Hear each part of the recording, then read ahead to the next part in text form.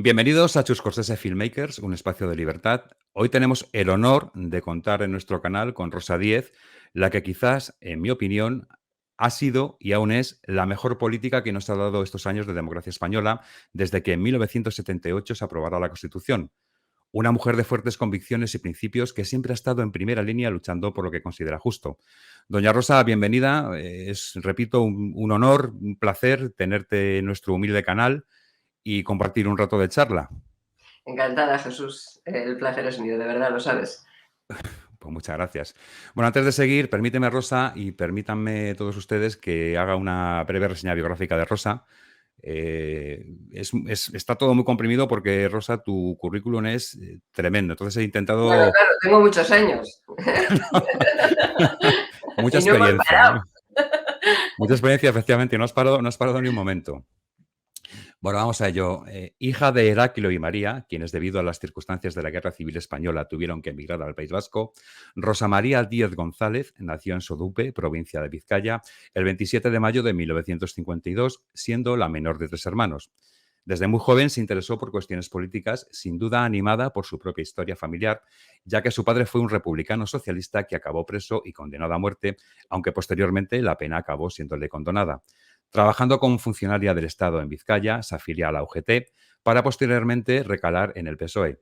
En estas organizaciones políticas ocupó distintas responsabilidades, tales como la Secretaría Confederal de la Administración Local de la UGT, Secretaría de Movimientos Sociales y de la Política Institucional en la Comisión Ejecutiva del Partido Socialista de Euskadi o miembro del Comité Federal del PSOE. Fue designada número 7 de la lista del PSOE al Congreso de los Diputados por la circunscripción de Vizcaya para las elecciones generales de España de 1979, aunque no consiguió el escaño porque el PSOE solo logró 2 de los 10 escaños en esa circunscripción. Fue consejera de Comercio, Consumo y Turismo del Gobierno vasco desde 1991 hasta 1998. Posteriormente fue elegida europarlamentario en las elecciones al Parlamento Europeo de 1999, cargo al que renunció tras ver la deriva que el PSOE estaba tomando con la llegada a la Secretaría General del PSOE de José Luis Rodríguez Zapatero. De la misma forma, en ese momento se daba de baja como militante en el Partido Socialista. Desligada ya de su cargo como eurodiputada y militante del PSOE, funda Unión, Progreso y Democracia, partido en el que yo tuve el honor también de participar muy activamente, y te lo agradezco un montón, y sobre todo se lo agradezco a Paco Pimentel que me liara, pero bueno, no estamos hablando de mí. UPyD surge de movimientos cívicos como Basta Ya, cuyo objetivo era la lucha contra el nacionalismo fascista de los asesinos de ETA. En UPyD llegó a ser diputada en el Congreso durante 2 legislaturas, la primera en solitario, la segunda con grupo parlamentario propio, siendo en total 5 diputados y haciendo en ambas un verdadero trabajo de oposición, primero al funesto gobierno de Zapatero y después al también funesto Mariano Rajoy. En la actualidad, Rosa está retirada de la política institucional, pero ejerciendo activamente como ciudadana y, por tanto, haciendo política. Se me ha quedado muchas cosas en el tintero, seguramente, Rosa. ¿Quieres añadir algo más? No, que va, está muy bien. Muy bien resumido y muy, en fin, muy amablemente resumido.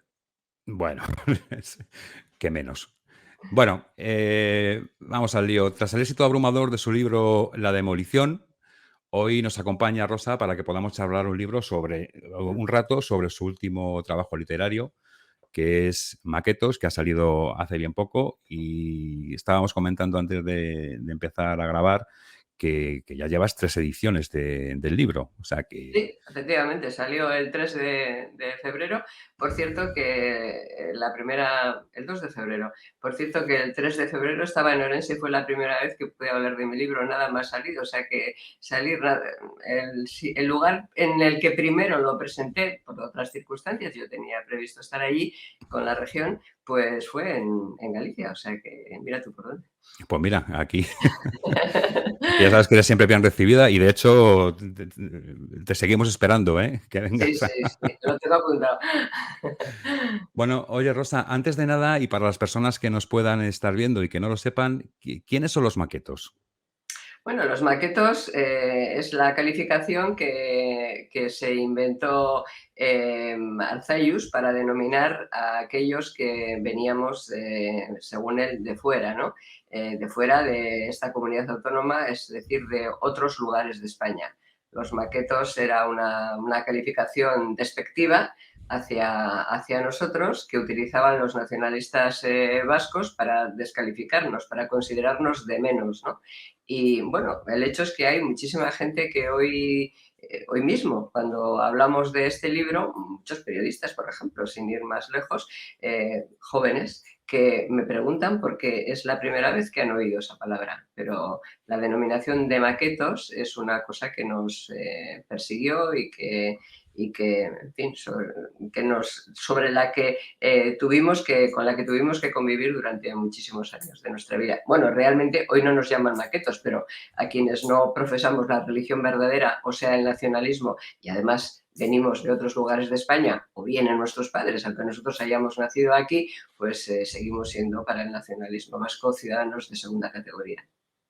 Sería un poco como en Cataluña los charnegos, por ejemplo, ¿no? Efectivamente, sí, sí, como los charnegos, solo que igual la palabra charnego es más conocida que maqueto, ¿no? Pero sí, es lo mismo que un charnego. Coreanos también era una cosa que se les denominaba también en el País Vasco. Bueno, o sea, ciudadanos de segunda categoría, porque como te digo, para el nacionalismo vasco, pues no profesábamos su fe. Pero más que eso, y yo me empeño por eso en explicarlo en el libro, ¿de dónde viene ese desprecio a quienes recalaron en el País Vasco, ya sea por motivos políticos, cuál es el caso de mi familia, ya sea por motivos económicos, que es el caso de la inmensa mayoría de inmigrantes internos de España?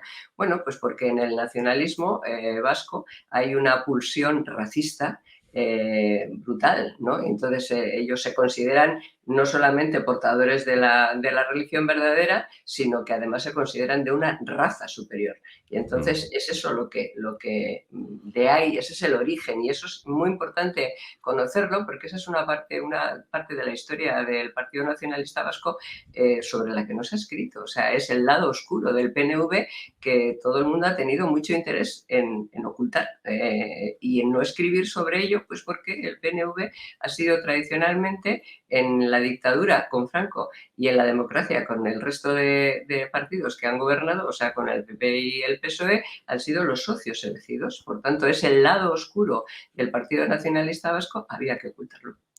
Bueno, y anteriormente a la dictadura franquista, traicionando a la República también. Eso también es una cosa que cuentas en Claro, el libro. claro, durante la Guerra Civil esta es otra de las cosas ocultas, ¿no? Porque seguramente cualquiera de los que nos esté escuchando ahora, si yo digo el Pacto de Santoña, le va a sonar a algo que pactó el PNV, pero no, seguro que no saben exactamente de qué estamos hablando, ni las circunstancias, ni el momento. Bueno, pues fue el 37, fue durante la Guerra Civil, fue en un momento en el que se empezaba a visualizar que Franco iba a ganar la guerra. ¿Con quién pactó el Partido Nacionalista Vasco en Santoña? Con los italianos de Mussolini, traicionando a la República, porque el PNV en aquel momento estaba en el bando de la República, por así decir. Entonces traicionó a la República pactando con Mussolini para a partir de Mussolini pactar con Franco. Lo que pasa es que Franco lo rechazó ese pacto y el PNV se quedó colgado. Pero claro, en fin, es muy importante conocer esa parte para saber exactamente de qué estamos hablando. También es muy importante el momento histórico. Hizo ese pacto con Mussolini, con los italianos, 2 meses después de que los italianos y los alemanes con una presencia minoritaria, pero también presencia de aviación, bombardearan Guernica. Es que esto hay que saberlo. Todo el mundo, el bombardeo de Guernica, sí, tíos, pues vosotros, PNV, pactasteis con alguno de los que bombardeó Guernica, para evitar Efectivamente. que bombardearan otros sitios. Dirán, es igual, traicionaste a la República, traicionaste el orden constituido. Entonces, eso hay que conocerlo. Hay que conocerlo porque la historia, en fin, sobre todo en este tiempo de desmemoria histórica, la historia hay que conocer la verdad de lo que ocurrió, porque la verdad de lo que ocurrió te ayuda a entender algunas de las cosas que han ocurrido después y que ocurren todavía hoy. Pero es que también hay que conocerlo porque no podemos permitir que esta gente nos siga dando lecciones de democracia todos los días. O sea, que es que parece que el PNV es el demócrata per se, el Partido Democrático, en fin, por excelencia, que es el que da el título de demócratas, no solo de vascos, aquí en el País Vasco, sino demócratas, de demócratas a cualquier partido español. Es el que da el título de demócratas. Pero bueno, ¿cómo se puede consentir eso? Entonces, ¿se consiente por qué? Porque no se conoce su historia y porque no hay bemoles, por decirlo de una manera suave, para que cada vez que se levanta un diputado o un dirigente del PNV en el Congreso de los Diputados a llamarles fascistas a los del Partido Popular o a los de Vox o a los de Ciudadanos antes, no hay bemoles para levantarse y recordarles sin adjetivos su historia, leer algunos de los párrafos que escribía la dirección del PNV, recordar algunos de los hechos históricos, leer sus alabanzas a Hitler, porque esa es otra cosa, la pulsión, en fin, la adoración que sentían los nacionalistas vascos, la dirección del PNV, por el fascismo, por Hitler. Por el nazismo, o sea, no por el Sí, fascismo solamente en España, sino por el nazismo, otra hay cosa. hay una anécdota que cuentas del primer Lehendakari, ¿no? José Antonio Aguirre, que Efectivamente. estaba emocionado con las banderitas nazis y Claro, tal, ¿no? ¿Cómo es? pero fíjate, Jesús, el Lehendakari Aguirre, que fue el Lehendakari en el exilio durante la Guerra Civil, los primeros años después de la Guerra Civil, el Lehendakari en el exilio en París, que luego se fue a Estados Unidos y primero pues, pasó por América Latina. Bueno, el Lehendakari Aguirre escribió un diario, escribió manuscrito, como se escribía entonces, naturalmente, un diario que, ¿dónde creen los oyentes que está ese diario? Pues pensarán, no, estará en Bilbao, ¿no? Y vendrá la gente del PNV a leer la Biblia del Endacari Aguirre. No, no, está en la biblioteca del Congreso de Estados Unidos en Washington desde el año 1954. ¿Por qué? Porque en ese diario Aguirre, entre otras cosas, muestra su admiración por Hitler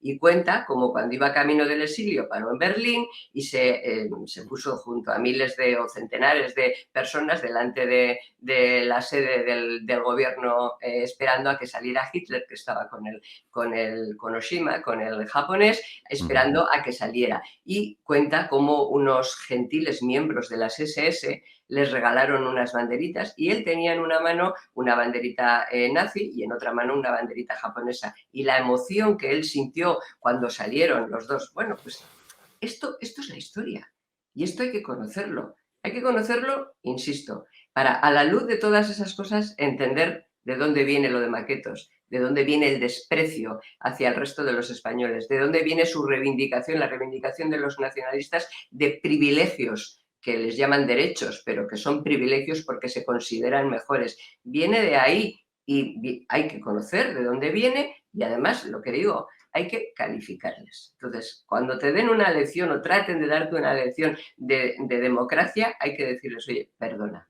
esta es tu historia. Sí, ¿por qué crees que? Porque, claro, el PNV, los distintos gobiernos que hemos tenido a lo largo de estos años de democracia en España, joya, están muy empeñados en blanquear al PNV, ¿no? Tienen una especie como de querencia por ellos. ¿Por qué crees que es Bueno, esto de...? la derecha por complejo, porque a Mm, la derecha la llaman fascista y se muere.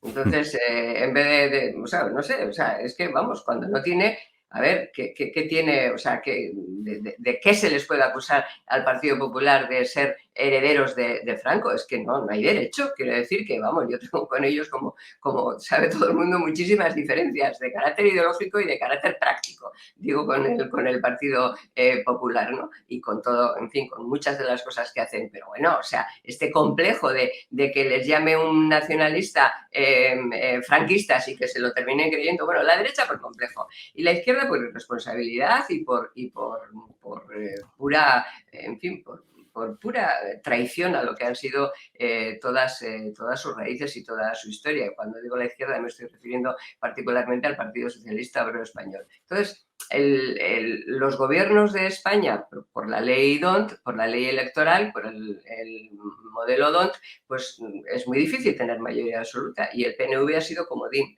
con unos y con otros. Y entonces, lavar la historia del PNV es a la vez lavar tu propia historia, la historia de quien está pactando con él. En vez de reconocer la historia, oye, esto fue parte de la historia, esto pasó en el pasado, valga la redundancia, y ahora estamos en lo que estamos. No, hay que taparlo y hay que sacralizarlo. Y bueno, pues esto nos lleva a donde estamos en este momento. Bueno, yo espero que el Partido Popular tome nota, porque después de la que le hicieron la moción de censura, que el PNV traicionó completamente a, pero Como además siempre. exacto, como siempre, con nocturnidad, alevosía y mala leche además. O sea, que les dejó. Pero como son superiores, pueden Ujú. hacerlo. Entonces, es la Claro, ellos. superioridad moral que la izquierda practica respecto de otros, la superioridad moral de la izquierda respecto de cualquiera, ¿no? O sea, de la derecha, de cualquiera que, siendo socialdemócrata, no considere, se atreva a criticar, bueno, esa superioridad moral. Ellos son superiores, bueno, con el PNV es lo mismo, son superiores por raza. Entonces, en el Partido Socialista es por ideología, la superioridad moral de esa ideología, y en el Partido Nacionalista Vasco o otros partidos nacionalistas es por raza, ¿no? Por un sentimiento racista. Y entonces, bueno, pues como son superiores, pueden hacer lo que les dé la gana, porque realmente, oye, pues son, en fin, seres de otro mundo, ¿no? Entonces, claro, Eso es. esta batalla cultural hay que darla. O sea, hay que dar la batalla de las ideas, la batalla cultural, y para eso hay que conocer la historia, hay que Ujú. conocer qué hizo cada cual en cada momento, para poner a cada cual en su sitio. ¿Tú te has planteado hacer un libro específico sobre esto? No, yo creo que no me lo he planteado.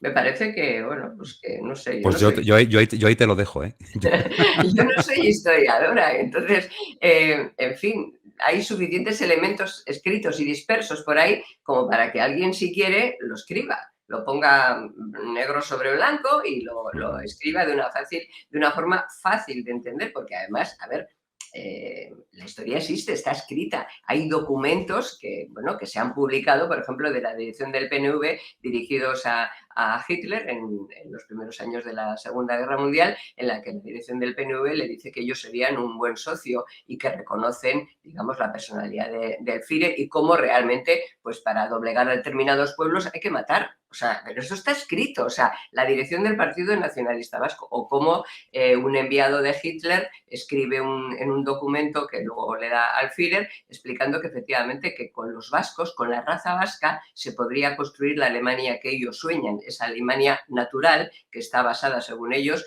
en la unión de las razas y no en la unión artificial que decían de las naciones, bueno, o de los estados. Bueno, esto está escrito. Quiero decir que alguien que tenga interés lo puede recopilar. Yo en el libro Ujú.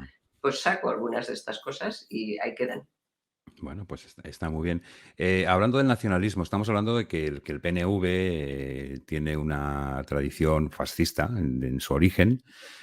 ¿Tú crees que hay nacionalismo de izquierda y nacionalismo de derecha? Es decir, tú, por ejemplo, ves aquí en el caso de Galicia al BNG, que van súper guays de izquierdas y tal, o los de Esquerra, que por cierto, Esquerra Republicana de Cataluña también tiene un origen fascista. No Todo sé. nacionalista es racista y todo nacionalista, por tanto, vamos, si uno quiere, si la izquierda, es que claro, se puede llamar a cualquier cosa, ¿no? En fin, el papel lo soporta todo, ¿no? Y puedes calificarte como quieras, pero si la izquierda significa igualdad, que es un concepto tradicional de la izquierda, pues es absolutamente incompatible con el nacionalismo Claro. que se considera a sí mismo superior a los demás. O sea, son cosas incompatibles en sí mismas, ¿no? Lo que pasa es que ahora en fin, como la perversión del lenguaje es una de las cosas que nos ha traído los tiempos nuevos, ¿no? Los últimos 10 años en España particularmente ha sido un ejercicio permanente de perversión del lenguaje, pues fíjate que tú le oyes, bueno, no solamente a Sánchez, sino a todos sus prescriptores de opinión y a toda la prensa concertada que llaman a su gobierno de progreso. Pero ¿cómo se puede llamar progresista a un acuerdo entre socialistas, comunistas, defensores de Lenin, de los autores de crímenes de lesa humanidad, de millones de crímenes, a Más de 100, bolivarianos de extrema más de 100 izquierda? millones, más de 100 millones de víctimas, ¿eh? En fin, a un acuerdo con los bolivarianos de extrema izquierda, defensores de las dictaduras que existen en todo el mundo. ¿Cómo puede ser progresista eso? ¿Cómo se puede llamar progresista un acuerdo de esas características? Soportado además con el apoyo de los terroristas, de los partidos que suceden en el sentido de heredar y que siguen defendiendo la historia de terror de ETA, y apoyados también por los golpistas, por quienes han dado un golpe de Estado desde Cataluña. En fin, eso lo llaman progresista, que es un insulto a los verdaderos progresistas. Más de 800 asesinados por ETA por defender la libertad. Entonces, bueno, ¿puede haber nacionalismo de izquierdas? Pues no. O sea, o eres nacionalista o eres de izquierdas, al menos en la concepción clásica de la izquierda, que la izquierda era la defensora de la igualdad y se podía considerar que los liberales o los conservadores eran los defensores de la libertad. Y de esa unión libertad-igualdad ha nacido lo mejor de la civilización, la sociedad, en fin, la Europa democrática y todas las democracias serias y decentes del mundo. Sí, además la izquierda tiene un carácter internacionalista, históricamente, clásica, la Claro. izquierda clásica, ¿no? Bueno, volviendo un poco, has tocado así un poco por encima el tema de ETA. A mí hay un capítulo en el libro, que creo que te lo comenté además en un mensaje, que lo tuve que leer en 2 veces porque se me puso un nudo en la garganta, que es el momento del asesinato de Fernando Buesa. Aquellos tuvieron que ser años, con perdón que lo diga así de claro, muy jodidos para estar en el País Vasco y ahí estabais, y ahí estabais. ¿Qué nos puedes decir de todo aquello? ¿Tú crees que ETA ha sido derrotada o nos están vendiendo una milonga? A ver, ETA ha sido, vamos a decir que se me entienda coloquialmente el término, militarmente derrotada. Es decir, su capacidad operativa para asesinar, para seguir asesinando, ha sido derrotada particularmente por los cuerpos y fuerzas de seguridad del Estado, o sea, por nuestros escudos, por las personas que vinieron de cualquier parte de España, al País Vasco y a Navarra particularmente, a ser nuestros escudos, los nuestros físicos y los escudos de la democracia. O sea, los cuerpos y fuerzas de seguridad del Estado, por supuesto que la colaboración internacional, por supuesto que, en fin, la sociedad civil que salía a la calle a defender las instituciones, todo eso, pero particularmente los cuerpos y fuerzas de seguridad del Estado derrotaron la capacidad operativa de ETA de asesinar. Pero Jesús, ETA está viva. Hay 377 crímenes de ETA que no han sido juzgados. O sea, mientras haya 377 crímenes de ETA sin juzgar con autores vivos y conocidos, vamos, no por nosotros, pero sí por toda esta gente que Marlaska, por órdenes de Sánchez, está trayendo al País Vasco o a las cárceles cercanas y les están cambiando de grado sin colaborar con la justicia, mientras esos crímenes no hayan sido juzgados, ETA estará viva. ETA está viva mientras sus herederos y defensores de toda su historia estén en las instituciones. Es que los que heredaron a ETA y les representan y les organizan homenajes y defienden su historia, nos gobiernan, Jesús. Gobiernan nuestros ayuntamientos, nuestras comunidades, alguna comunidad autónoma, gobiernan a los ciudadanos que vivimos en el País Vasco como si fueran normales. O sea, se ha normalizado el crimen. O sea, Bueno, el terrorismo forma parte en fin, de lo sí, sí. cotidiano, como si fueran un partido político más. Entonces, mientras eso esté ahí, mientras ETA no haya tenido su Nuremberg, ese juicio en el que se juzga no solamente a los criminales, sino su historia de terror, y se condena no solamente a los criminales, sino a toda su historia, como se hizo con los nazis, pues ETA seguirá viva. Y Sí, sí, no. eran tiempos duros, claro, eran tiempos muy duros, pero había que hacerlo. Quiero decir que, a ver, yo lo cuento en el libro, desde muy pequeñita, desde siempre, oyendo a mi padre y a mi madre, y después, ¿no? En fin, cuando ya empezaron a torcerse, cuando llegó la democracia y empezaron a torcerse de verdad las cosas en ese sentido, porque claro, ETA asesinó, esto es otra cosa que hay que recordar a los oyentes, ETA asesinó a 40 y tantas personas durante la dictadura de Franco, con Franco vivo. Al resto, hasta 857, los asesinó durante y contra la democracia. O sea, esto hay que recordarlo. O sea, que ETA no nació para derogar la democracia. No, ETA para derogar el franquismo. No, ETA asesinó para evitar que se consolidara la democracia cuando se vio que se podía consolidar. Y estábamos aquí, claro. Mi padre decía, recuerdo perfectamente, en aquellos tiempos, Jamia, una dictadura nos trajo, otra dictadura no nos va a echar de aquí. Y esa es una máxima que cuando la interiorizas de pequeña, de joven, mejor dicho, pues luego ya no te lo vuelves a plantear. Una dictadura nos trajo, ¿vale? Otra dictadura no nos va a echar. Efectivamente, es que tú crees que en el País Vasco o sea, es una sociedad con tintes dictatoriales, ¿no? A ver, es una sociedad anormal, una sociedad que tiene en sus gobiernos a defensores de terroristas, no es normal. Una sociedad que le parece normal eso, es que no es normal, es una sociedad anómala. O sea, una sociedad en la que ese germen está ahí todavía. Entonces, en el Ujú. que vienen y se organizan homenajes a los asesinos, en fin, o sea, es que no es normal. O sea, tú te imaginas en cualquier pueblo de Galicia que saliera de la cárcel un violador de niños, un pederasta, bueno, un maltratador, alguien que ha matado a su mujer o a su marido o a su madre y tal, y le hicieran un homenaje en el pueblo, ¿te lo imaginas? O sea, ¿te imaginas que eso se produjera continuamente y que además quienes defienden los homenajes fueran los concejales de tu pueblo o el alcalde de tu pueblo? ¿Te lo imaginas? Bueno, pues eso es lo normal, entre comillas, en el País Vasco. Una sociedad que tolera eso no es una sociedad normal. Sí, sí, es una sociedad normalizada, ¿no? Eso es ahormada. Lo que pretenden los nacionalistas de siempre es que hay que normalizar. Dice, bueno, no, la normalización es contraria a la democracia. Las sociedades normales son plurales. Las Efectivamente. normalizadas son ahormadas. O sea, no hay más que eso es lo que decimos, un Dios, el Dios verdadero y una religión. Pues no, de eso ya tuvimos bastante. Pues sí, ya nos bastó. Bueno, oye, volviendo un poco al tema del libro, ¿qué es lo que te empujó a escribir esta historia?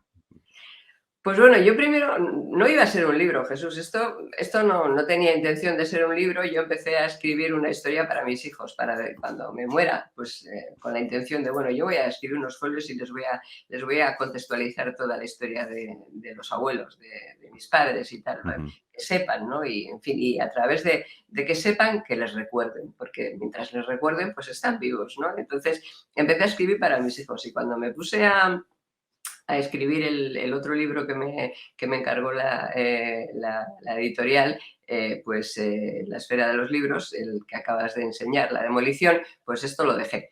Y cuando hicimos 5 ediciones del libro anterior, de La demolición, me encargaron un libro nuevo. Y entonces, antes de empezar a escribir un libro nuevo, a la editora le dije, oye, ¿me podríais hacer una edición de bolsillo así baratita y tal cuando termine esto que tengo para mis hijos? Y entonces Carmen, la editora, eh, lo vio y me dijo, pero bueno, esto es un libro. Esto no es para, esto, bueno, por supuesto, eran 40 folios, esto lo tienes que desarrollar y esto es un libro porque relata una parte de la historia de España sobre la que no se ha escrito.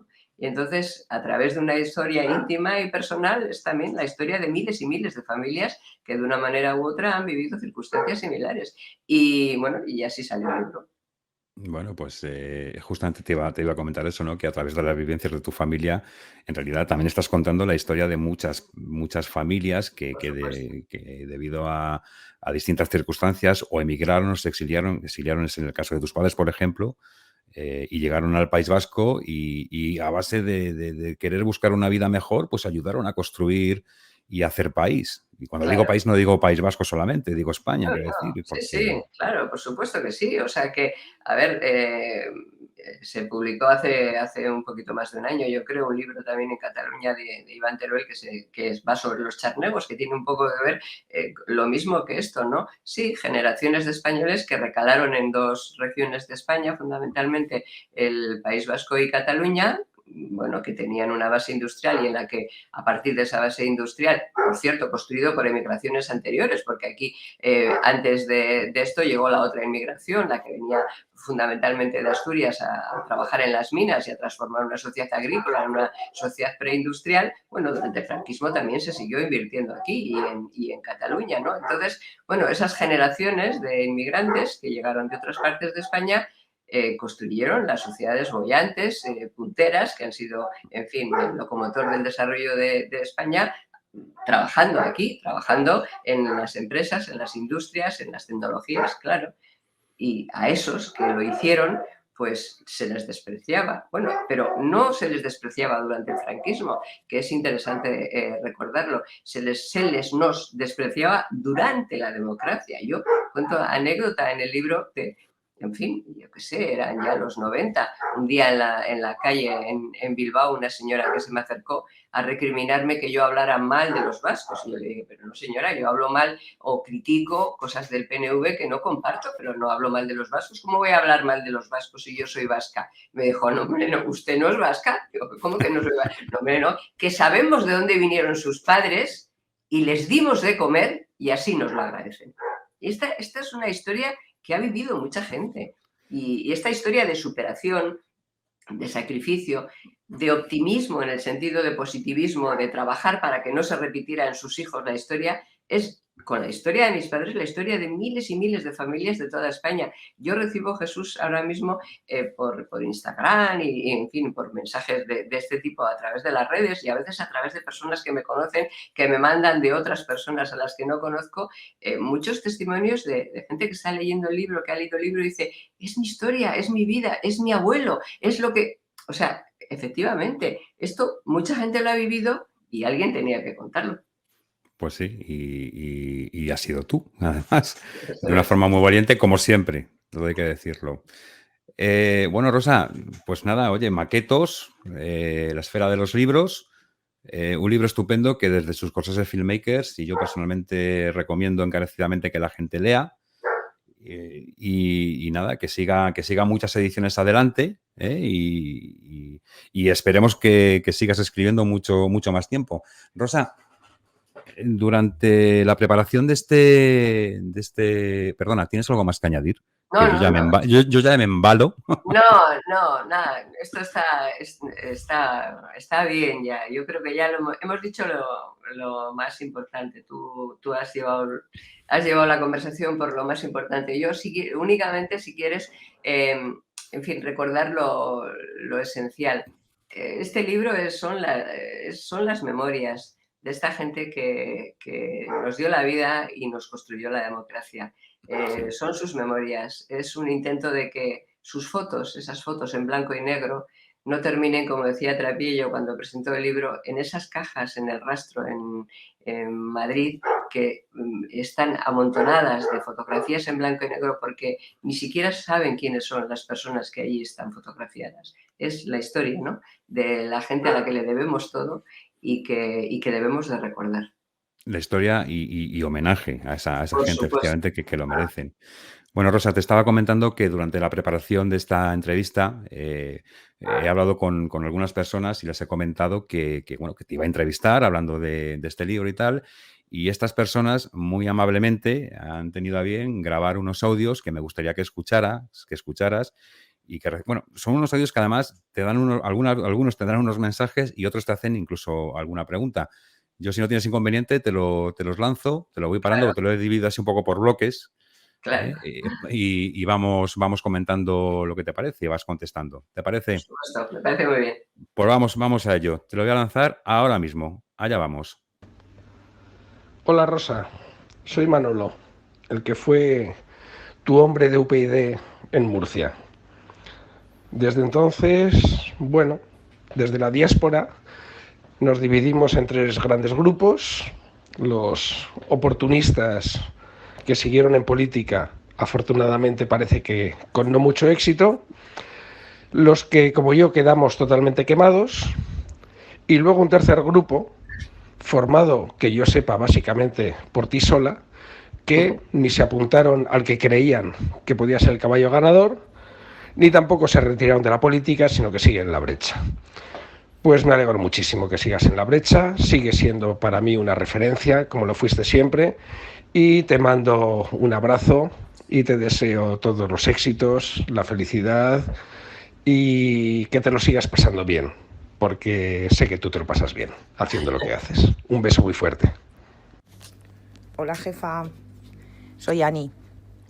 Que nada, bueno, solamente decirte que eres la mejor, que ha sido un gusto y un placer estar compartiendo esta, bueno, no sé si esa aventura o lo que fuera que hicimos, que fuimos un montón de gente que solamente queríamos cambiar esto bajo tu batuta, por supuesto, porque de otra forma no hubiera podido ser.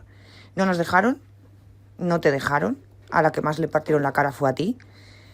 Todos lo hicimos lo mejor que pudimos y a pesar de los pesares siempre sé que mereció la pena y que fue un esfuerzo. Tú renunciaste a muchas cosas, tu familia, tus hijos, tus nietos, les quitaste mucho tiempo, los demás también a las nuestras, pero no es lo mismo porque al final la que más estaba expuesta eras tú. Y nada, agradecerte todo lo que haces, que sigues haciendo, que lo sigas haciendo, que, no sé, creo que fuimos los maquetos de la política, nunca mejor dicho. Nos echaron a patadas, pero desde luego el espíritu sigue ahí y seguro, yo espero que en algún momento alguien, me gustaría que fueras tú, pero creo que ya no va a ser así, pero si fuese, creo que serías la mejor para sacar esto adelante y para que esto cambiase. Así, bueno, podrías darle una lección a estas feministas de pacotilla o de salón que no tienen ni idea de lo que es sacar adelante un proyecto. Fuiste la primera mujer que se postuló para presidir el gobierno. Hubiera sido el mejor gobierno que hubiera tenido este país. La gente no lo vio así y todos decidieron aplastarnos como nueces, como te dijeron. Pero sí, consiguieron aplastar UPyD, pero no han conseguido aplastar el espíritu, ni han conseguido aplastar las ideas, ni han conseguido aplastar que haya gente que todavía crea que hay que luchar por este país. Tú eres la cabeza de esa gente, siempre estás dando la cara y yo te lo quiero agradecer. El otro día fue un gusto poder compartir contigo unos minutos y darte un abrazo. Y nada, que toda la fuerza del mundo, toda la suerte del mundo, sigue así, no cambies y nada, digan lo que digan, eres única, eres especial y eres la mejor. Un besito, jefa. Hola Rosa, soy Agustín. Tuve el placer y el honor de estar en UPyD porque estabas tú, porque eres tú la que me convenciste para poder estar dentro con vosotros. Me pareció una experiencia inolvidable. He disfrutado mucho de la política que antes no usaba, pero porque tú sabías darnos esa categoría de persona, de ser humano, para hacer frente a las adversidades que teníamos en UPyD, que eran bastantes. Entonces, desde aquí te mando un fuerte abrazo porque siempre te tendré en ese gran recuerdo. Un besazo y un abrazo. Hola Rosa, hola Jesús. Soy Paco González. Tuve el privilegio de pasar unos años intensísimos en UPyD con vosotros, especialmente con Rosa, y bueno, fueron cargados de ilusión y también de disinsabores, sobre todo en los últimos tiempos. Te quiero hacer una pregunta, Rosa. ¿De dónde sacas la fuerza? ¿Cómo puedes todavía tener ganas de seguir dando batalla cada día en todos esos frentes en los que sigues haciéndolo? La prensa, en libros, en la radio. Yo la verdad es que no sé de dónde tienes tanta fuerza y de dónde sacas esa voluntad. Y te lo digo porque es fácil caer en la desesperanza, caer en la desidia y en pensar que mejor dedicarnos a la familia y a los asuntos pequeños, personales, y dejar por imposible este país. Bueno, Rosa, hay mono de Rosa Díez, ¿eh? No, son amigos. Los cuatro son amigos y son aventureros cuerdos, como tú y como yo. Esto de Chesterton, la aventura puede ser loca, pero el aventurero ha de ser cuerdo y nosotros lo fuimos y lo somos. Y es que no sabemos hacer otra cosa. Tenemos unos valores, unos principios, creemos en unas ideas y cada uno a su manera y desde el ámbito en el que esté, unas veces más públicamente, otras veces más privadamente, pues las defendemos. Decía, no me acuerdo quién, al final creo que era Paco el que decía, ¿de dónde sacas? Pues lo mismo que tú, que estás escribiendo y que estás hablando, que estás en las redes, que debates con otras personas sobre la actualidad política. Lo sacamos de dentro, no sabemos hacer otra cosa. O sea que bueno, pues y además, déjame que te diga, es que te gusta mirarte al espejo y sentirte bien, ¿sabes? O sea, bueno, pues esto es. Sí, y dormir por la noche, además. Sí, no, esto es, hice lo que pude, yo qué sé. O sea, y eso Efectivamente. es tan importante, ¿no? Hice lo que pude y cuando nuestros hijos sean mayores, en el caso de los míos ya lo son, en el caso de algunos de los que han hablado, pues no. Manolo tiene una niña preciosa, Julia, que es pequeñita, tiene otra niña mayor con la que ya es consciente de todas estas cosas. Pues cuando Julia sea mayor y le pregunte, papá, ¿tú qué hiciste cuando las cosas estaban mal? Pues Manolo la podrá mirar a la cara y podrá decirle, pues mira, hija, yo hice lo que pude y lo que pude era esto, esto, esto. Sobre todo, no me traicioné nunca, ¿no? Y yo creo que eso, pues, en fin, parecen palabras grandes, no, son palabras sencillas, son palabras normales y son las que definen a millones de españoles que cada día hacen lo que pueden y además son honestos consigo mismo y hacen, insisto, lo que pueden. No todo el mundo escribe un libro, pero millones de españoles hacen cada día, cotidianamente, lo que pueden. Sí, es un poco hacer nuestra esa frase de Sabater famosa de los ciudadanos libres no esperan qué va a pasar, sino se preguntan qué pueden hacer, ¿no? Exacto. Bueno, pues vamos a seguir porque tenemos alguna cosa más. Vamos allá. Buenas, Rosa. ¿Qué tal, Jesús? Soy Andrés Herzog y mi pregunta de maqueto a maqueta es, ¿esto tiene arreglo? Es decir, seguimos con el nacionalismo a pleno pulmón en el País Vasco. Cada día vemos crecer el nacionalismo en el mundo. Tenemos una invasión de Rusia de tintes nacionalistas. ¿Qué podemos hacer? Hola Rosa, soy Ramón de Beciana, desde Barcelona. En primer lugar, felicitarte por tu nuevo libro. Era imprescindible que hubiese una biografía de tu familia y tu autobiografía para componer el retrato de lo que ha sido el País Vasco, tanto en la época predemocrática como en la época democrática. Y te quería preguntar, en tu condición de persona optimista que eres y de aventurera cuerda, si crees que el constitucionalismo ha perdido finalmente la partida en el País Vasco, o por el contrario, si crees que el constitucionalismo todavía tendrá un papel políticamente relevante en Euskadi. Muchas felicidades y un fuerte abrazo. Señora Díez, ¿considera usted que es la Constitución, con su actual redacción, institucionalizando las nacionalidades como un elemento existencial fundamental del Estado, el concierto económico vasco como un hecho diferencial, digno de ser amparado por las leyes, o fomentando la centrifugación constante de poder en una inagotable transferencia de competencias a las oligarquías regionales? ¿La solución o el problema de nuestra situación de invertebración nacional? Gracias. Bueno, pues ahí te han dejado varias preguntas. Bueno, vamos a empezar por lo más fácil y terminamos por lo más complejo de explicar, que no complejo en sí mismo, creo yo. Bueno, lo de Andrés Herzog, que esto tiene arreglo, es una pregunta retórica, claro. Él ya sabe que tiene arreglo, lo que pasa es que arreglar los problemas complejos y los problemas enquistados, pues nunca ha sido fácil, ¿no? Claro, tiene arreglo, pero hay que tener constancia y paciencia, que no es lo mismo que resignación. La paciencia es una virtud, entonces hay que tener constancia y paciencia. Claro, tiene arreglo. Vale el hilo argumental para la siguiente cuestión que plantea Ramón de Beciana, ¿no? El nacionalismo, alguna vez el constitucionalismo vasco tiene posibilidades, lo mismo vale para Cataluña, el que es catalán y lo pregunta. Pues claro, pero es que no hay que dar nunca la batalla por perdida. O sea, es que las batallas hay que librarlas, es que hay que aprender de la historia de la humanidad. Ninguna, o sea, uno no se rinde a la primera batalla que pierde, hay que ganar la guerra y para eso hay que seguir luchando y hay que tener confianza en uno mismo y hay que tener confianza en la idea que está defendiendo. Sobre todo eso, hay que tener confianza en la idea que está defendiendo. Y hay que, bueno, en fin, la derrota nunca es una opción.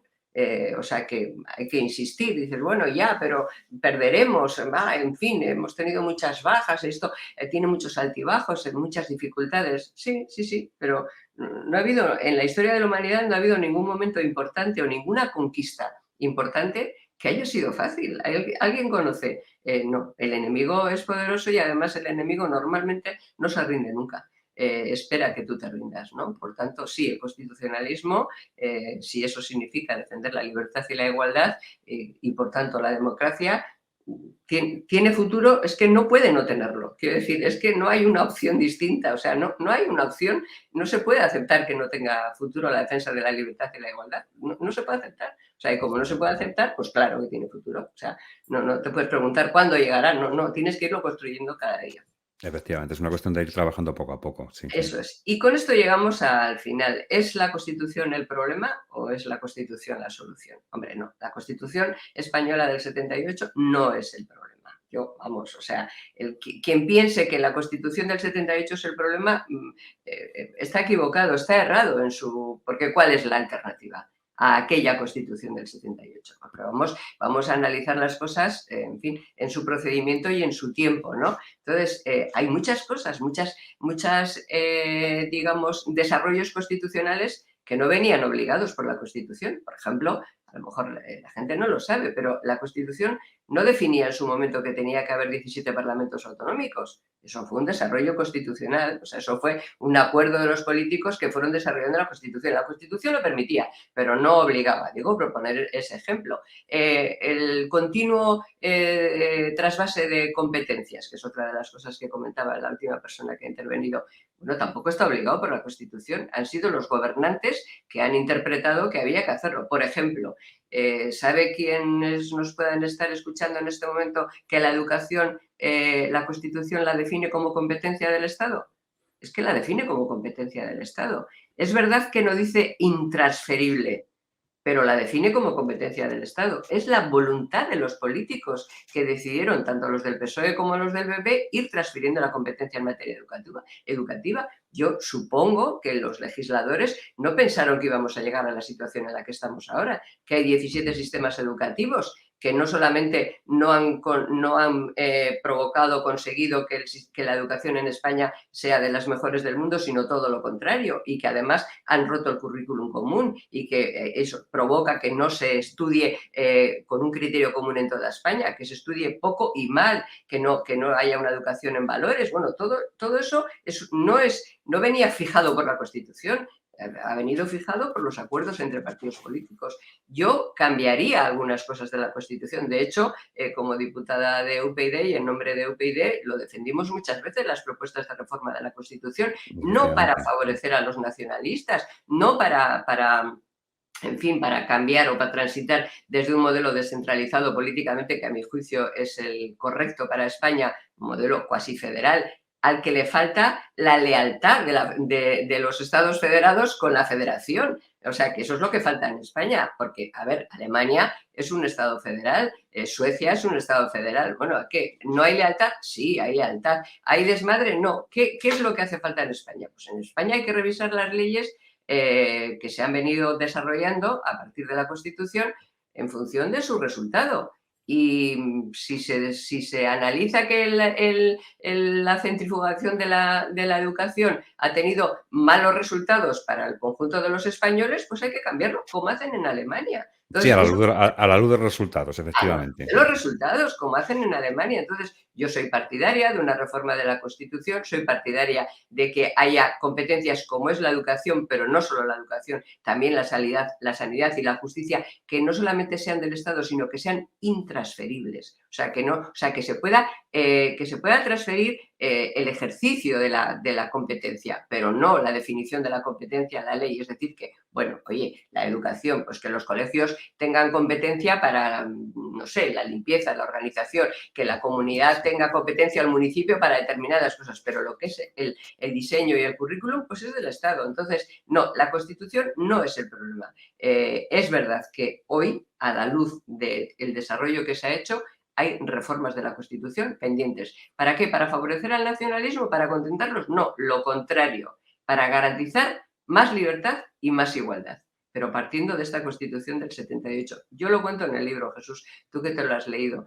Mi padre, el día que votamos la Constitución, se empeñó que lleváramos a nuestro hijo, que tenía entonces 2 añitos y medio, a la urna. Y me explicó por qué. Cuando sea mayor, le tienes que explicar que el día que se votó la Constitución, él estaba allí, porque si lo hacemos bien, no tendremos que votar otra.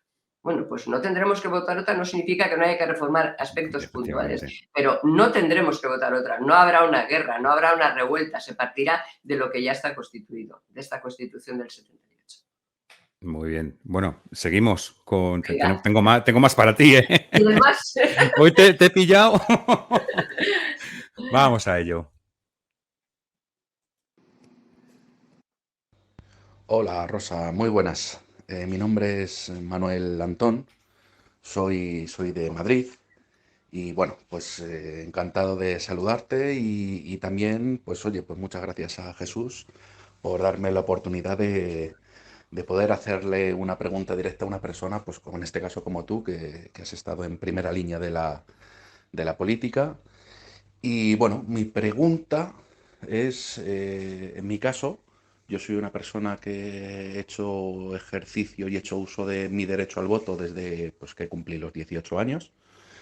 Y, y bueno, creo que soy como de esas personas que dicen que si no votas, luego no tienes derecho a quejarte.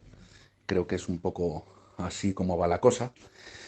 Pero bueno, en sí soy una persona que está desengañada con la política como creo que mucha gente en este país. Entonces mi pregunta es, eh, tú como una persona, usted como una persona que ha visto la política desde dentro, ¿qué es lo que falla para no poder llegar a todo el mundo?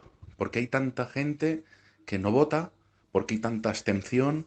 ¿Por qué hay gente que está tan desengañada de la política? ¿Por qué hay tanta gente que va a votar porque cree, como es mi caso, que tiene que votar, pero votas o bien con los votas con los ojos cerrados porque realmente no encuentras una opción política que te represente o que te dé la confianza que te debería de dar? ¿Qué es lo que falla en la política española para no llegar al ciudadano? Nada, muchas gracias y un saludo. Bueno, esta era la pregunta Bueno, de Manuel Antón, que es amigo mío, este sí está de Madrid, por cierto. Un tío yo creo estupendo. que, yo creo que quienes fallamos somos los políticos. No la política, porque la política es que es imprescindible para vivir y para construir la democracia. Somos políticos porque somos ciudadanos y porque decidimos, o sea, que el mero hecho de ejercer como ciudadano te lleva a ejercer como político. Político es el que participa en la esfera pública en fin, para no dejar que alguien tome las decisiones en su nombre sin que él haya participado. O sea, que es tu condición de ciudadano la que te convierte en un político. Incluso cuando decides no participar, el que habla de tantos conocidos, tantos millones de españoles, no conocidos particularmente, pero que existen, que deciden no participar, no votar, que no es la única forma, pero es una forma de participar políticamente, están haciendo política, porque la decisión de no participar también es una decisión política. O sea, quedarte en tu casa, no moverte de tu esfera privada y que otros de tu entorno tomen las decisiones que te afectan a ti. Los idiotes que decían los griegos y que Fernando Savater lo cuenta siempre muy bien, ¿no? O sea, el idiota es aquel que se queda en su casa, que dice yo a lo mío, mientras no se da cuenta que todos los que están alrededor toman decisiones que afectan también a lo que él considera suyo. Entonces, en fin, en este momento hay un gran desapego respecto de la política, pero son los políticos, los que vemos como los políticos, nuestros representantes públicos, los que nos llevan a tener ese desapego hacia la política. En España particularmente, pues porque no se ha hecho pedagogía democrática. Yo creo que una de las asignaturas pendientes de nuestro país es que aquí no ha habido pedagogía democrática. Aquí hemos hecho la democracia a partir de hacer la Constitución y de desarrollar las leyes, hemos construido, instituido las instituciones democráticas, pero no ha habido, ni hay pedagogía democrática ni reglada en el sistema educativo, ni la no reglada a través de los prescriptores de opinión y los medios de comunicación. Nadie nos ha enseñado, nos enseña de una manera permanente que hay que construir la democracia permanente y continuamente y entre todos. Nadie nos ha, en fin, explicado que las instituciones no se defienden solas y que desesperarte de lo que ocurre como si tú pudieras permitirte el lujo de desesperarte y de pasar, pues al que primero le pasa factura es a ti mismo, ¿no? Entonces, yo creo que, en fin, esta ausencia de pedagogía democrática, pues, bueno, lleva a mucha gente a creer que con no vincularse, con no hacer nada, pues bueno, pues ya está, que es suficiente, ya harán otros. Y no es que si no participas no tienes derecho a quejarte, siempre tienes derecho a quejarte porque el que no participa también está participando, o sea, realmente está participando de quejarse sobre sí mismo. Ahora, yo creo que no podemos permitirnos el lujo de no participar. Ya sé que votar es solo un aspecto, pero es un aspecto de la acción política que nos ha costado sangre, sudor y lágrimas conseguir. Entonces, a los jóvenes, Claro, lo que pasa es que no es decírselo un día en casa, sino que esa tendría que ser una constante en los discursos públicos y también en el sistema educativo. A la gente hay que explicarle que conseguir el voto ha costado mucho sufrimiento. Conseguir que pudiéramos ir a votar, que valiera lo mismo tu voto que el del jerarca del pueblo. Por lo menos prácticamente, aunque luego las leyes electorales lo puedan distorsionar, Sí, pero que tú pudieras ir a votar, o sea, que dejaras de ser un siervo para ser considerado un ciudadano y que tuvieras cada día la oportunidad de pelearte esos derechos. No solo en la urna, también en la calle, que es otra cosa que la gente olvida. Es que la calle es importantísimo. Y oye, Jesús, aquí no sale nadie ahora. ¿Por qué no sale nadie a la calle? O sea, porque, ¿qué pasa? En fin, que nos hemos adocenado, que el hecho de que gobierne la izquierda es un elemento disuasor en sí mismo. O sea, les reconocemos esa superioridad moral de que todo lo que está ocurriendo, tú imagínate que todo lo que está ocurriendo en España, no me refiero ya a los últimos 15 días, no, todo lo que ha venido ocurriendo en los últimos años hubiera ocurrido con un gobierno de derechas. Bueno, Las calles incendiadas completamente, creo. Bueno, hubiéramos ido a la calle, ¿verdad? Y hubiéramos evitado que hubieran cometido barbaridades. Es que Sánchez ha tenido la calle, o sea, ha tenido las manos libres para hacer lo que le ha dado la gana. Bueno, pues eso también es una responsabilidad de cada uno de nosotros. Claro, habrá quien me escuche ahora y dirá, pero yo, pobre de mí, ¿qué puedo hacer yo solo? Si nos juntamos, es que Hombre, podemos tanto. granito a granito, al final, efectivamente. Vale. Oye, yo te quería preguntar, al hilo de esto que estás comentando, de lo de hacer pedagogía democrática, que es verdad que aquí en España hay una falta de ella increíble. Sin embargo, en otros países es algo como de lo más normal. ¿Por qué crees que en España hay esta falta de pedagogía? ¿Tú crees que es algo intencionado por parte del establishment de este... Por supuesto. Hay dos cosas. Una, que es intencionada, porque cuanto menos pedagogía democrática, cuanto menos ciudadanos exigentes o ciudadanos menos exigentes con los poderes públicos y con los poderes políticos existan, más capacidad de mangoneo tienen.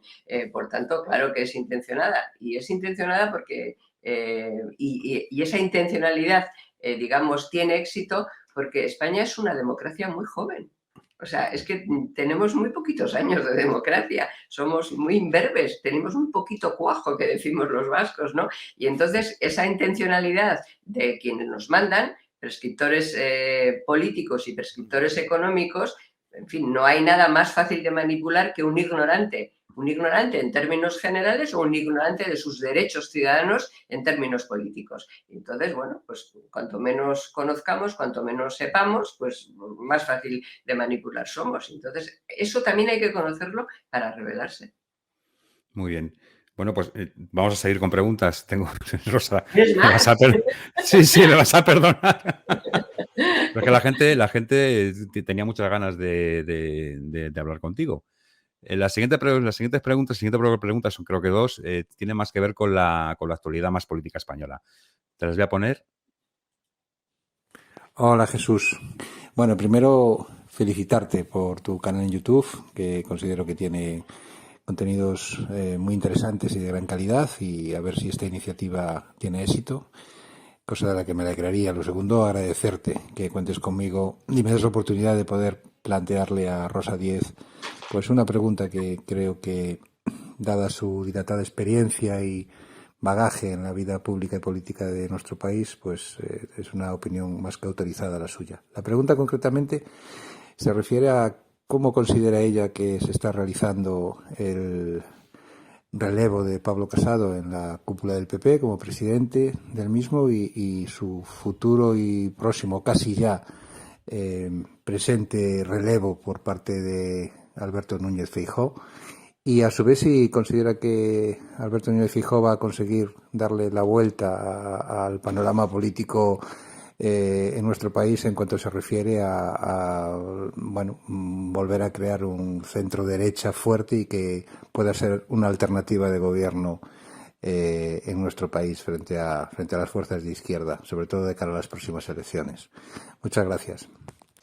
Señora Díez, me gustaría preguntarle si conoce usted el sistemático atropello en derechos lingüísticos que sufre la población gallega desde las instituciones de la Xunta y desde todo el entramado municipal y cultural, impulsado por el que será nuevo presidente del PP y actual presidente de la Xunta de Galicia, en un perverso mecanismo de suplantación de las políticas nacionalistas para hacerse con los incautos votos de una población resignada ante el supuesto mal menor? Por tanto, ¿cree usted que puede dársele algún crédito en la política nacional al señor Feijóo? Bueno, menudo carajal tiene montado en el PP. Bueno, vamos a empezar por lo de Casado. Casado ha sido, desde luego, para mí personalmente una gran desilusión. O sea, en fin, yo francamente no le conocía antes de que fuera elegido presidente del Partido Popular.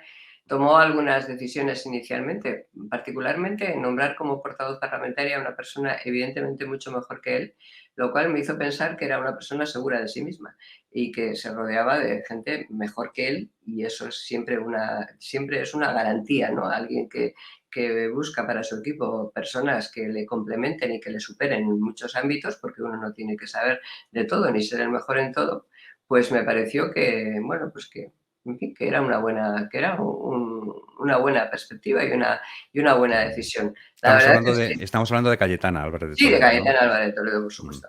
Pero no por Cayetana, sino porque objetivamente Sí.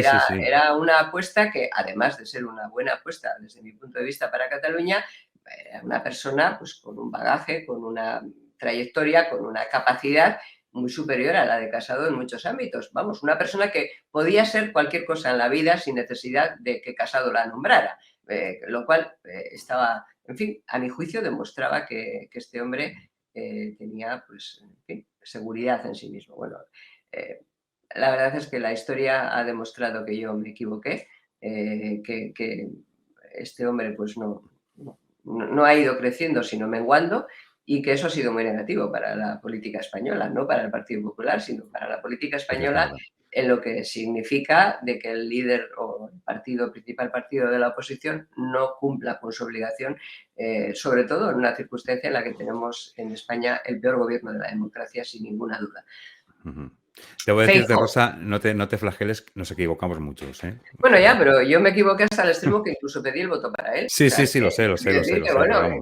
Que eso es así, pero bueno, pues mira, en fin, hay que reconocer que me equivoqué, que fue muy negativo. Que no somos Dios como los nacionalistas vascos, ¿no? Ya, efectivamente. Somos seres humanos que cometemos errores. Para la política española, y yo creo que eso pues no tiene perdón de Dios, no sé cómo decirte.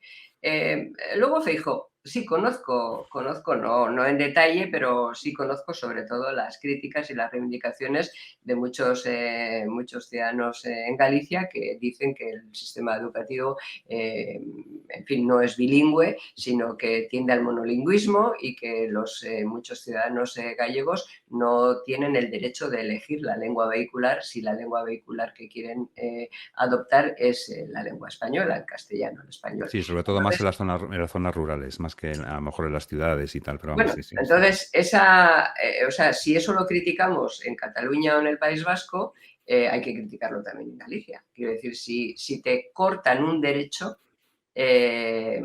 da igual que sea más fácil el gallego que el euskera, da igual que sea, en fin, que uno se sienta menos marginado o menos perseguido si no habla en gallego y habla directamente en castellano.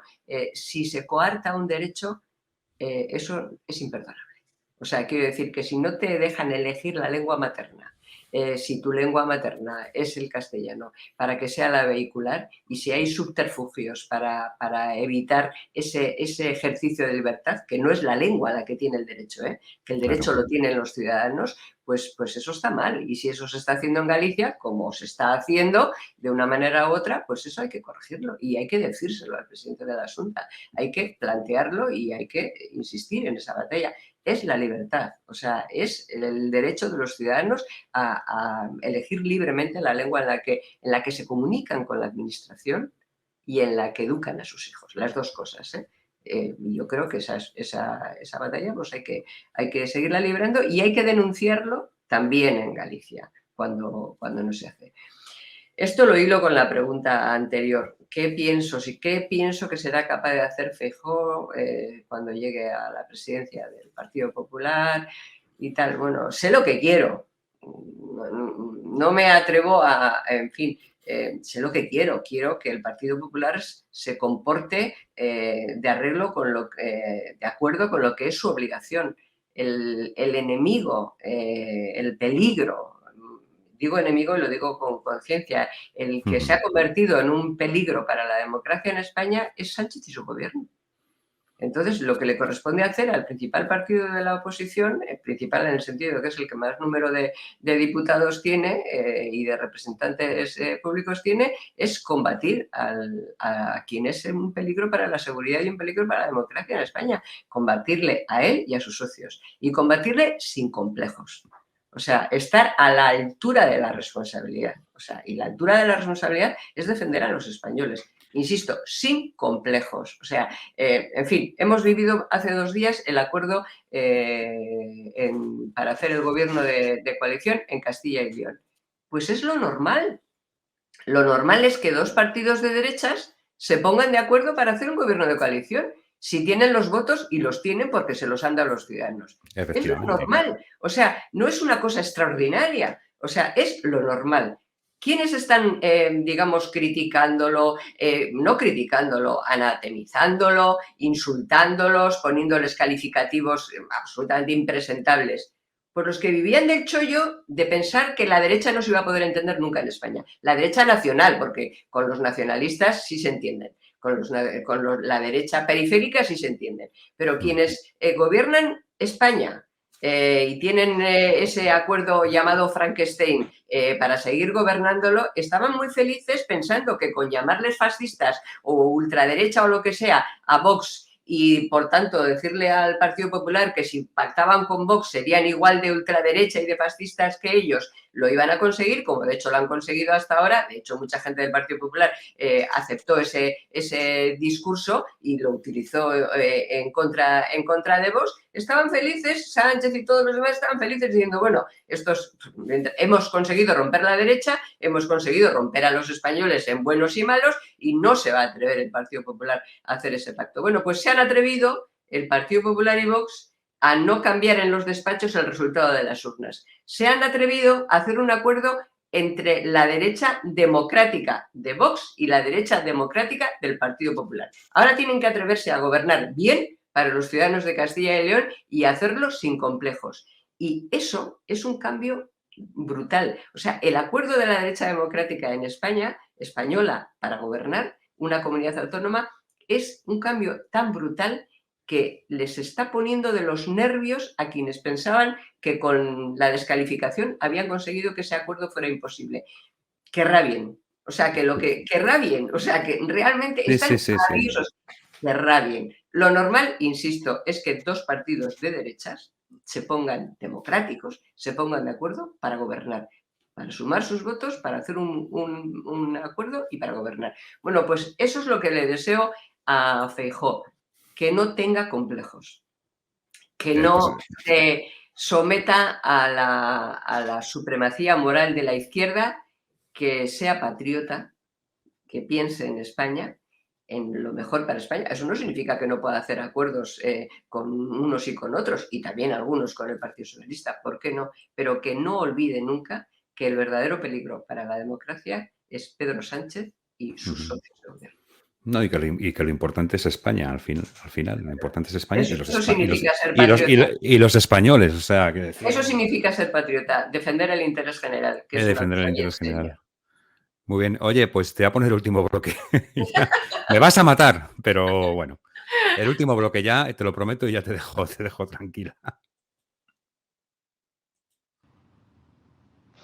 Hola, ¿en qué se gastaría Rosa Díez los 20.000 millones de euros que le van a regalar a Irene Montero? Hola Rosa, soy Estíbaliz, compañera de batallas de Anselmo y de Ricardo, de Alcalá de Henares. Mira, tenía una pregunta. Imagínate que alguien que quieres, alguien que estimas, te dice bueno, que está harto frente al panorama político actual y que quiere fundar un partido político nuevo. A ser posible que sea progresista, para tener a alguien a quien votar en las próximas elecciones. ¿Y tú qué consejo le darías? ¿Qué crees que es lo principal que tiene que tener en cuenta? Hola, Chus Corsese. Mi pregunta es para Rosa. ¿Te planteas volver a la política? Hola, buenos días, Rosa. Soy Raquel. Bueno, lo primero decirte que te admiro muchísimo, que para mí eres un ejemplo de lucha, de fuerza y de feminismo bien hecho.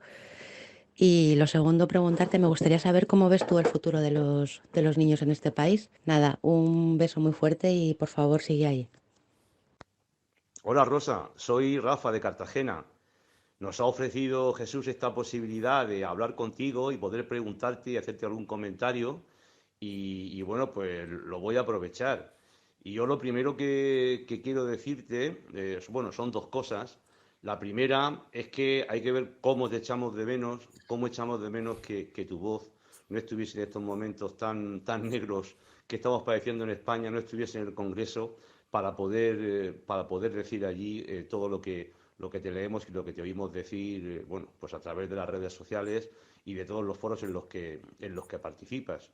Eso por un lado. Y luego, por otro lado, pues agradecerte tu valentía por seguir ahí insistiendo en todas las cosas que siempre te han caracterizado, todas las que defendimos desde UPyD y tú has defendido de siempre y has seguido defendiendo después y sigues defendiendo. Darte las gracias porque aunque pienses que, bueno, estoy seguro que tú piensas que tu presencia es desde luego notoria, pero desde luego todos los demás no sabes cómo te lo agradecemos. Y luego agradecerte también que sigas poniendo a nuestra disposición libros como este que has escrito, como los dos que has escrito últimamente, y este que estamos hablando hoy de Maqueto. Yo te confieso que todavía no lo he leído, lo tengo pendiente, pero bueno, que sé de lo que va, te he oído y te he leído lo que has escrito sobre él y desde luego, te digo, te agradezco otra vez, te agradecemos la valentía que sigues teniendo a la hora de escribir y de ponernos estas cosas blanco sobre negro. Y te quería hacer dos preguntas. Una, si vi que el otro día he visto que lo presentaste con Iturgaiz, con Carlos Iturgaiz en Getxo, el libro, y quería preguntarte qué acogida has visto que ha tenido el libro.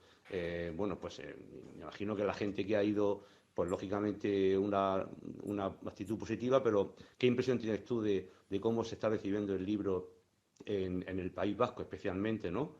Y luego la otra pregunta es si esta quizás sea más difícil o más fácil de responder, no sé. Si crees que alguna vez la izquierda, el PSOE en este caso, se va a poder recuperar de la presencia de Pedro Sánchez y todo lo que está llevando y hasta dónde está llegando y hasta dónde está siendo capaz de llegar. Así que, bueno, eso es lo que te quería preguntar. Un fuerte abrazo, un beso muy, muy, muy grande y ya sabes que estamos mucho detrás de ti. Un besazo, Rosa. Oye, qué gran persona es Rafa, ¿eh? Y tanto. Yo tuve la oportunidad de conocerla allá en Murcia y me pareció un tipo encantador. Vamos, toda la gente de Murcia que había allí. Era gente encantadora. Estaba Rubén, estaba Manolo, que le hemos oído antes también, en fin. Bueno, pues ahí te lo dejan. Porque ahí se han acumulado un montón de preguntas. Me vas a tener Sí, es que era el último bloque, era un bloque bautiburrillo. Bueno, yo te resumo. Bueno, contesta si quieres primero, Rafa, que las tendrás frescas, que son las últimas. Sí. A ver, yo no sé si el PSOE se va a recuperar. A España le va a costar mucho recuperarse del PSOE.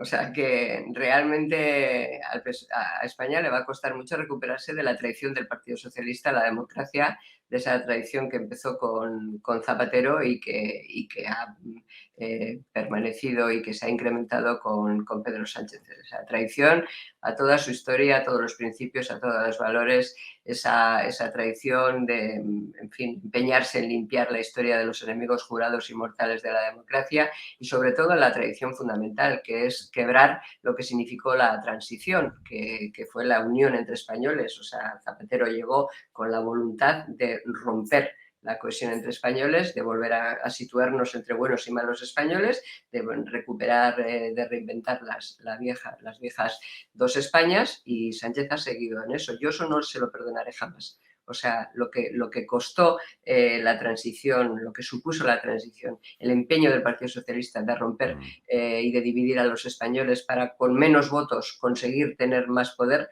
es algo que no tiene perdón y de lo que nos costará a los españoles muchísimo tiempo recuperarnos, ¿no? Y también decía Rafa que otra pregunta. La aceptación que está teniendo el libro, sobre todo en Ah, el País bueno, Vasco. la verdad sí. Bueno, yo no sé, no sé cuánto se está vendiendo en todo el País Vasco, eso todavía lo sabrá la editorial cuando las librerías le den, en fin, los datos, pero la librería de Guecho, donde lo presentamos, Troa, en Las Arenas, nos dijo que había tenido que reponer, me dijo que había tenido que reponer ya 2 veces, que se quedaron cortos la primera vez que hicieron pedido, lo cual me sorprendió, también quiero decirlo, pero es una buena noticia. O sea, hay mucha gente que a lo mejor no sale públicamente del armario, permitirme la expresión, pero quiere saber. Y entonces, cuando le das la oportunidad, pues va y compra el libro. Y la presentación fue estupenda, la verdad, que fue muy bien, muy bien. Y lo de Carlos Iturgaiz, que dices que es muy interesante, que dices que lo has visto. A ver, Carlos fue como un ciudadano más a la presentación. Quiero decir que no estaba previsto que presentara el libro. Él fue con su mujer, con Lorena. Me había dicho que iba a ir. Me dijo cuando vio el anuncio, me escribió un WhatsApp, me dijo, pues iré y tal. Salvo que surja alguna cosa, iré, y apareció. Y entonces las chicas de la librería que lo conocen como cliente lo liaron y le dijeron, ¿te importa presentarla? Entonces, bueno. Ya que estamos, ¿no?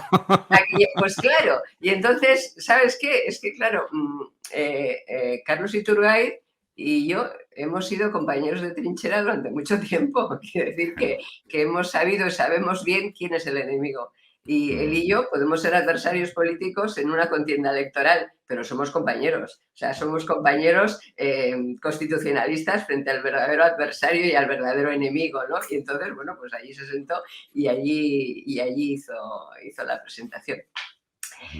Me preguntaba alguien también sobre un consejo a quien quiera, si alguien dice yo quiero constituir un partido político y tal. Estíbaliz de Alcalá de Henares. Le diría que es una, en fin, que es una decisión muy, muy honorable y muy generosa y muy interesante si lo lleva a cabo, pero que es muy complicado, ¿eh? O sea, que quien quiera meterse en esta historia de fundar un partido político, que sepa que es complicado, que es difícil, que es de largo aliento. O sea, que es para gente que sepa que tiene que esforzarse, que sacrificarse, que perder mucho para ganar mucho también. Entonces, ¿qué le diría? Si tienes voluntad, hazlo. Y sobre todo, piensa muy bien en las personas de las que te rodeas. Sobre todo eso, ¿no? O sea, rodéate de gente altruista, de gente generosa, de gente que no busque un beneficio personal, sino que esté dispuesta a sacrificarse. Y luego, si lo haces, será estupendo. Porque, a ver, mi experiencia, la experiencia de UPyD fue fantástica. O sea que ha habido muchas personas que han hablado y han dicho lo que nos sacrificamos, lo que te dieron. Sí, pero qué bonito fue. O sea, qué estupendo. O sea, qué bien lo que hicimos. Qué orgullosos nos sentimos de lo que hicimos. A ver, eso no tiene precio. O sea, el que tú hayas formado parte de un proyecto del que te sientas orgulloso, si lo de menos es que te dejaran de votar. Quiero decir, a ver, es importante. En fin, yo hubiera querido que nos votaran muchos más millones del 1.300.000 que nos votaron la segunda vez a nivel nacional. Hubiera querido que nos hubieran dado la oportunidad de proyectar eso en las Cortes Generales, de proseguir ese camino, de que algunas de las cosas que hoy muchas personas dicen, oye, qué estupendo aquello que hacéis sobre el Consejo General del Poder Judicial, aquello sobre los aforamientos, sobre la recuperación de la competencia en materia educativa, todo eso, qué estupendo y tal. Bueno, si hubiera sido genial que nos hubieran dado la oportunidad de poderlo hacer desde los gobiernos. No nos la dieron, pero ese es un legado nuestro. Alguien lo puede recoger. O sea, es que eso lo hicimos y eso es algo de lo que tenemos que estar extremadamente orgullosos. Y los debates que pusimos, que puso UPyD que pusimos sobre la mesa. O sea, en la agenda política pusimos debates sobre cuestiones sobre las que no se había hablado nunca. Efectivamente. ¿No? Oye, el concierto que citaba alguien antes, Bueno, nosotros cuestionamos, no es que lo cuestionáramos, es que dijimos, bueno, cuando se hizo y se puso en la Constitución era un momento constitucionalmente complejo, era el momento que había que transitar desde la dictadura a la democracia, se creía que de esa manera se podía, digamos, en fin, sin poner en riesgo la igualdad real, avanzar juntos. Bueno, a la vista de lo que ha ocurrido, y sabemos que eso se puede revisar, se debe revisar. Nosotros pusimos todo eso sobre la mesa. Entonces, ¿es duro? Sí. ¿Es complicado? Mucho, muy complicado hacer un partido político. ¿Merece la pena? Pues quien tenga ganas y agallas y tal, y tenga voluntad, pues adelante, pero que sepa esto, ¿eh? Yo te iba... Esto que estás comentando del concierto vasco, fíjate si éramos inconscientes en UPyD que hasta lo decíamos en el Parlamento vasco. ¿Cómo? Pero vamos, o sea, lo decíamos y proponíamos iniciativa legislativa. Yo me acuerdo que en la primera campaña, en el 2008, iba un día camino de Pamplona para hacer un acto público y me iba haciendo una periodista, creo que era de la COPE, una entrevista, ¿no? Y sobre lo que iba a hablar en el mitin y tal, y entre otras cosas cité el aforamiento, vamos, que es como el concierto, pero en Navarra, ¿no? Y cuando terminó la revisión del aforamiento y tal, porque era un privilegio, porque no se podía extender a toda España, porque lo que no pueden disfrutar todos los españoles no es un derecho, sino que es un privilegio, lo estaba explicando, ¿no? Cuando terminó y ya en desconexión, la periodista me dijo, oiga, ¿le puedo dar un consejo? Y le dije, pues sí, claro, naturalmente. Oiga, esto del fuero navarro no lo digan, Pamplona, porque es que no le va a votar nadie. O sea, y pero ¿cómo no lo voy a decir? Si no lo digo en Pamplona y lo digo en Madrid, seré como el PP y el PSOE, que dicen en cada sitio una cosa diferente. Una cosa distinta, lo tengo que decir en Pamplona. Había más preguntas por ahí, espera, que se nos han perdido ya. Sí, bueno, eran dos simplemente. Una, la pregunta del millón, que supongo que todo el mundo te la hace, es sí voy a volver. si vas a volver a la política activa. Bueno, a la política activa no. Institucional. Institucional, no efectivamente. A ver, no tengo ninguna intención de volver a la política institucional.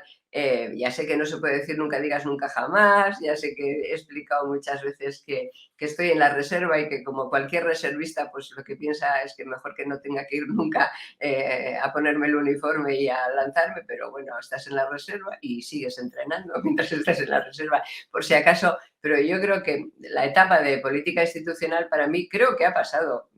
Creo que tengo otra, en fin, que puedo seguir haciendo política. Pero bueno, o sea, si yo qué sé, o sea, en principio no. Muy bien. Y la otra. Y la última pregunta que hacía Raquel era ¿qué futuro crees que tienen los niños en este país? Bueno, pues el que tenga el país. Quiero decir que los niños tendrán, creo que había una primera pregunta que no he contestado también, que no recuerdo en este momento. Mira, a ver, repasa.